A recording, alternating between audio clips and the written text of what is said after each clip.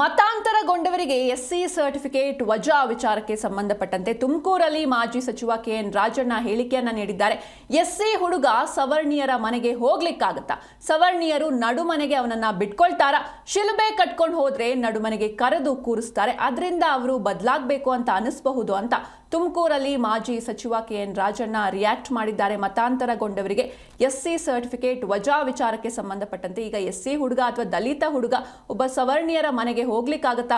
ಅವರ ಮನೆಯೊಳಗೆ ಅವನನ್ನ ಬಿಟ್ಕೊಳಲ್ಲ. ಅದೇ ಒಂದು ಶಿಲ್ಬೆ ಕಟ್ಕೊಂಡು ಹೋದ್ರೆ ನಡುಮನೆಗೆ ಕರೆದು ಕೂರಿಸ್ತಾರೆ. ಅದರಿಂದ ಅವರಿಗೂ ಕೂಡ ನಾವು ಬದಲಾಗಬೇಕು, ಬದಲಾದ್ರೆ ಮನೆಯೊಳಗೆ ಬಿಟ್ಕೊಳ್ತಾರೆ ಅಂತ ಅವ್ರಿಗೂ ಕೂಡ ಅನಿಸಬಹುದು ಅಂತ ತುಮಕೂರಿನಲ್ಲಿ ಮಾಜಿ ಸಚಿವ ಕೆಎನ್ ರಾಜಣ್ಣ ರಿಯಾಕ್ಟ್ ಮಾಡಿದ್ದಾರೆ. ಅನ್ಯ ಧರ್ಮಕ್ಕೆ ಮತಾಂತರಗೊಂಡ ದಲಿತರಿಗೆ ಎಸ್ಸಿ ಸರ್ಟಿಫಿಕೇಟ್ ವಜಾ ವಿಚಾರಕ್ಕೆ ಸಂಬಂಧಪಟ್ಟಂತೆ ಈ ರೀತಿ ಹೇಳಿಕೆಯನ್ನ ನೀಡಿದ್ದಾರೆ. ಸವರ್ಣೀಯರು ನಡುಮನೆಗೆ ಅವನನ್ನ ಬಿಟ್ಕೊಳ್ತಾರಾ? ಆದ್ರೆ ಅವನು ಒಂದು ಶಿಲ್ಬೆ ಕಟ್ಕೊಂಡು ಹೋದ್ರೆ ನಡುಮನೆಗೆ ಕರೆದು ಕೂರಿಸ್ತಾರೆ ಅಂತ ಈ ವೇಳೆ ಮಾಜಿ ಸಚಿವ ಕೆಎನ್ ರಾಜಣ್ಣ ಹೇಳಿಕೆಯನ್ನ ನೀಡಿದ್ದಾರೆ. ನಿಮ್ಗೊಂದು ಪ್ರಶ್ನೆ ನಾನು ಹೇಳ್ತೀನಿ. ಒಬ್ಬ ಶೆಡ್ಯೂಲ್ ಕಾಸ್ಟ್ ಹುಡುಗ ಒಬ್ಬರ ಮನೆ ಒಳಗಡೆ ಬ್ರಾಹ್ಮಣರ ಮನೆಗೋ ಇನ್ನೊಬ್ಬರ ಮನೆಗೋ ಸವರ್ಣೀಯರ ಮನೆಗೆ ಹೋಗ್ಬೇಕು ಅಂತ ಹೇಳಿದ್ರೆ ಅವನ್ನ ಒಳಗಡೆ ಬಿಡ್ತಾರ ನಡುಮನೆಗೆ? ಅದೇ ಅವನೊಂದು ಶಿಲ್ಬೆ ಕಟ್ಕೊಂಡವ್ರೆ ಒಳಗಡೆ ನಡುಮನೆಯಲ್ಲಿ ಕೂಡಿಸ್ತಾರೆ. ಅವನಿಗೆ ಸಮಾನತೆ ಬಂತು ಅಂತ ಅವನಿಗೆ ಬರ್ತದೆ. ಯಾರಿಗೆ ಆ ಅಸ್ಪೃಶ್ಯದ ಹುಡುಗ ಏನಿರ್ತಾನೆ ಅವನಿಗೆ ಆ ರೀತಿ ಭಾವನೆ ಬರ್ತದೆ. ಅದರಿಂದ ಅವರು ಬದಲಾವಣೆ ಆಗೋದಕ್ಕೆ ಇಚ್ಛೆ ಪಡಬಹುದು. ಅದು ಸರಿ ತಪ್ಪು ಅಂತ ನಾನು ವ್ಯಾಖ್ಯಾನ ಮಾಡೋಕ್ಕೆ ಹೋಗೋದಿಲ್ಲ.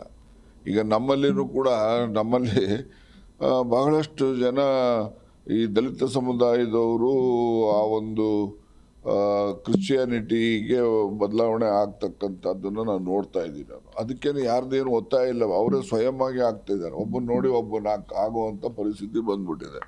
ಅವನಿಗೆ ನಾನು ಕೇಳಿದೆ, ಅವನಿಗೆ ಈಗ ಏನಯ್ಯ ನೀವೆಲ್ಲ ಈ ಥರ ಮಾಡ್ತೀರಲ್ಲ ಸರಿಯೇನಪ್ಪ ಯಾಕ್ರಯ್ಯ ಅಂತ ಅಂದರೆ ಅವ್ನು ನನಗೆ ಪ್ರಶ್ನೆ ಕೇಳ್ದ. ಸರ್ ಬನ್ನಿ ಅವ್ರ ಮನೆಗೆ ಹೋಗೋಣ, ನಾನು ಒಳಗೆ ಕರೀತಾರೆ ನೋಡೋಣ. ಅವರು ಅದೇ ಶಿಲ್ಬೆ ಕಟ್ಕೊಂಡಿದ್ರೆ ಒಳಗೆ ಕರೀತಾರೆ ಸರ್, ಅದಕ್ಕೆ ಹೋಗ್ತೀನಿ ನಾನು, ಅದಕ್ಕೆ ಕಟ್ಕೊಂಡಿದ್ದೀನಿ ನಾನು, ಅದಕ್ಕೆ ಸೇರಿದ್ದೀನಿ ನಾನು ಅಂತಾನೆ. ಏನು ಹೇಳ್ತೀರಿ ಅವನಿಗೆ ಉತ್ತರ? ಅದರಿಂದ ಅದೆಲ್ಲ ಸರಿ ತಪ್ಪು ನಾನು ವ್ಯಾಖ್ಯಾನ ಮಾಡೋಕ್ಕೆ ಹೋಗೋದಿಲ್ಲ.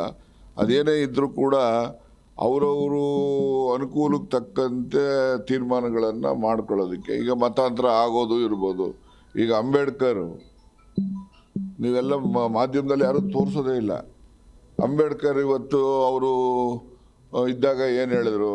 ನಾನು ಹಿಂದೂ ಆಗಿ ಹುಟ್ಟಿದ್ದೀನಿ, ನಾನು ಹಿಂದೂ ಆಗಿ ಸಾಯೋದಿಲ್ಲ ಅಂತ ಹೇಳಿ ಹಿಂದುತ್ವದ ವಿರುದ್ಧ ಅವರು ಬೌದ್ಧ ಧರ್ಮಕ್ಕೆ ಮತಾಂತರ ಆಗಿದ್ದು.